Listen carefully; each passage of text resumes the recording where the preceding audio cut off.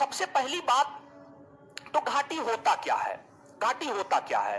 तो देखिए, दो पहाड़ियों के बीच का जो गहरा भाग होता है ना, उसी को घाटी कहा जाता है। दो पहाड़ियों के बीच के या दो पर्वतों के बीच के दो पर्वत, जैसे कि मान लिया जाए कि मानचित्र के आधार पर आप इसको समझिएगा कि ये समतलीय भाग है या मैदानी भाग है या धरातलीय भाग है। ये समतलीय भाग है, मैदानी भाग है या धरातलीय भाग है। पर्वत का परिभाषा हम आपको बताए हैं, पर्वत क्या होता है। अगर आपको याद हो तो पर्वत होता है धरातल से कम 1000 मीटर ऊंचा उठा हुआ वैसा स्थल जिसका आधार विस्तृत हो, सिर संकुचित हो, ढाल तीव्र हो, उसी को पर्वत कहा जाता है। मान लीजिए कि ये ए पर्वत है और मान लिया जाए कि ये बी पर्वत है, ठीक है, ये बी पर्वत है। तो अब दो पर्वतों के बीच का जो गहरा भाग, अब दो पर्वत जब आप देखेंगे तो वहां पर जो है आपको बहुत सारी गहरे गहरे भाग मिलेंगे। जब आप पर्वतीय भाग में घूमने के लिए जाएंगे तो आपको इस प्रकार का चीज मिलेगा। तो दो पर्वतों के बीच का जो गहरा भाग होता है ना, निचला भाग होता है ना, उसी को हम लोग घाटी कहते हैं। और ये जो घाटियां होती है, इन घाटियों से होकर नदियां बहा करती है।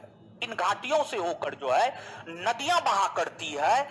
और ये घाटियां मुख्य तौर पर यू आकार की होती है। ये घाटियां मुख्य तौर पर जो है आपको यू आकार की होती है, यू आकार की घाटियां होती है। तो घाटी का परिभाषा ही हमने आपको क्या बताया है? घाटी का परिभाषा ही हमने आपको ये बताया है कि दो पर्वतों के बीच के गहरे भाग को घाटी कहते हैं। दो पर्वतों के बीच के गहरे भाग को घाटी कहते हैं। तो सीधा दिमाग में हिट करना चाहिए कि अगर घाटी पूछा जा रहा है, मतलब कोई घाटी पूछा जा रहा है, तो आपके दिमाग में यह आना चाहिए कि जिन राज्यों में पर्वत होंगे, ऊंचे ऊंचे पर्वत होंगे, वहां घाटी होगी। तो ऊंचे ऊंचे पर्वत कहां है? तो कश्मीर में है, लद्दाख में है, उत्तराखंड में है, हिमाचल प्रदेश में है, सिक्किम में है, अरुणाचल प्रदेश में है। तो इन राज्यों में ऊंचे ऊंचे पर्वत है, तो घाटियां भी तो इन्हीं राज्य में होगा। फिर दर्रा में भी हम आपको बताए थे, पर्वतीय मार्ग को दर्रा कहते हैं। तो दर्रा भी उन्हीं राज्यों में मिलेगा जहां पर आपको पर्वत होगा।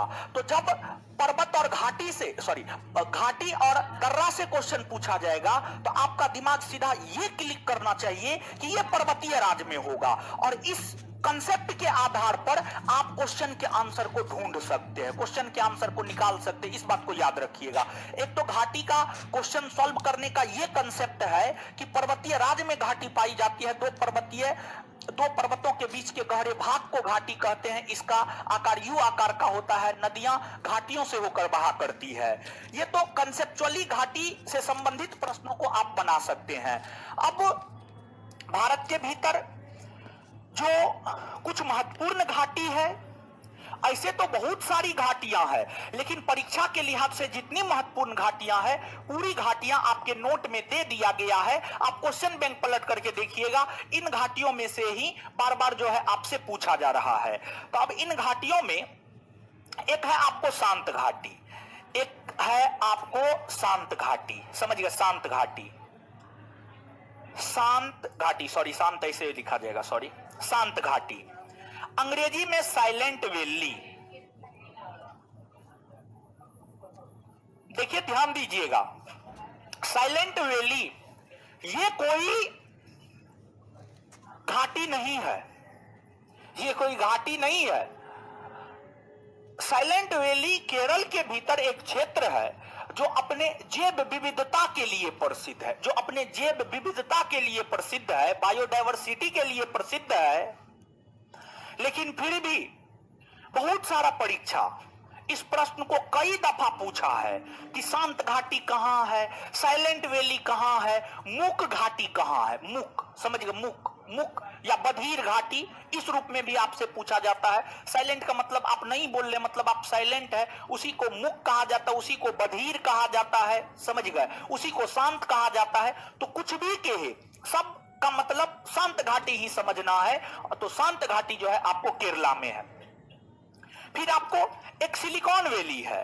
तो ये भी जो सिलिकॉन वैली, ये भी कोई घाटी नहीं है। और ये सिलिकॉन वैली जो है आपको बंगलुरु में है, कर्नाटक के भीतर बंगलुरु में है। बंगलुरु को सिलिकॉन वैली कहा जाता है। सिलिकॉन वैली बंगलुरु का उपनाम है, बंगलुरु का उपनाम है सिलिकॉन वैली। तो ये दोनों जो है घाटियां नहीं है, लेकिन फिर भी आपको याद रखना है। इसके अलावे लेकिन अगर हम तमिलनाडु राज्य को देखें तो क्या तमिलनाडु राज्य में पर्वत नहीं है?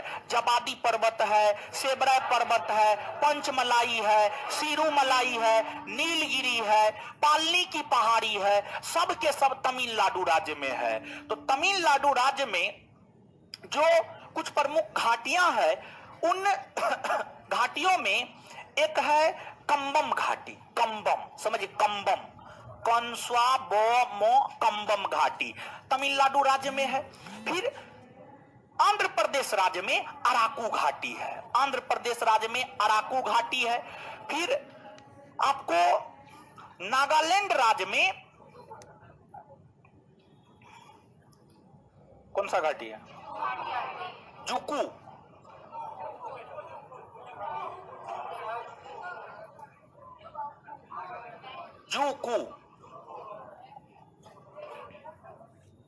जुकू घाटी नागालैंड राज्य में है। इसके बाद आप आगे आइएगा तो यहां पर सिक्किम के भीतर जो है कई सारी घाटियां आपको देखने को मिल जाएगी, जिसमें प्रमुख घाटी है चुंबी घाटी। चुंबी घाटी के बाद युथांग घाटी, चुंबी घाटी के बाद युथांग घाटी।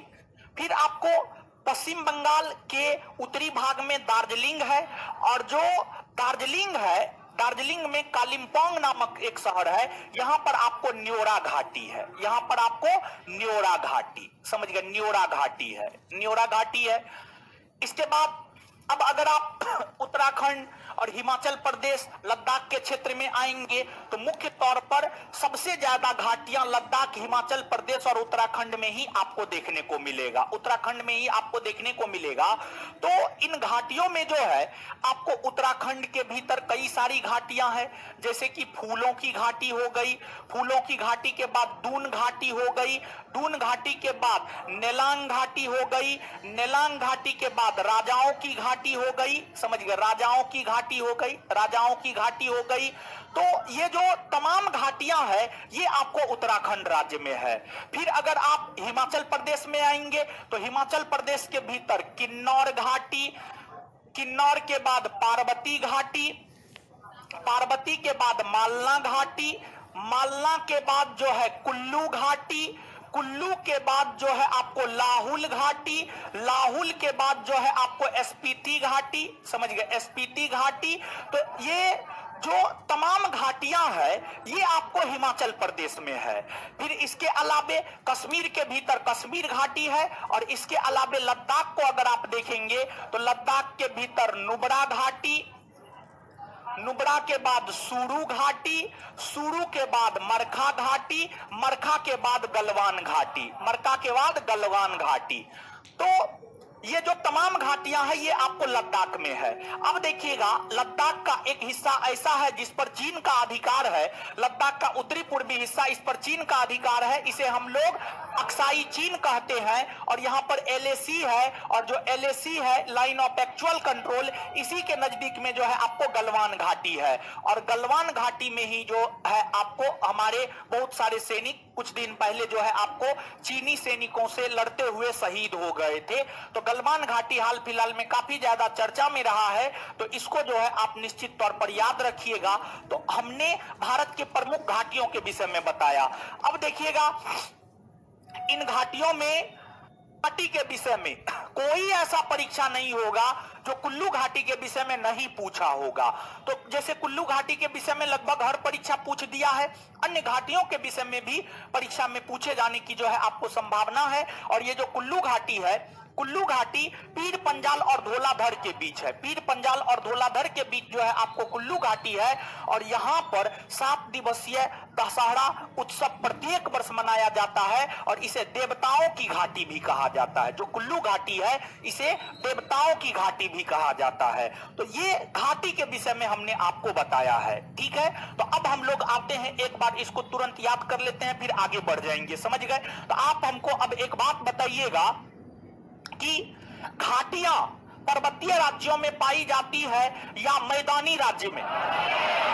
किस राज्य में? पर्वतीय राज्य में। और जो घाटियां होती है वह किस प्रकार का आकार बनाती है? कौन सा आकार?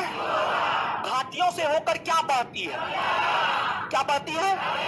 नदियां बहती है। ठीक है, चलिए इसके बाद आगे बताइए।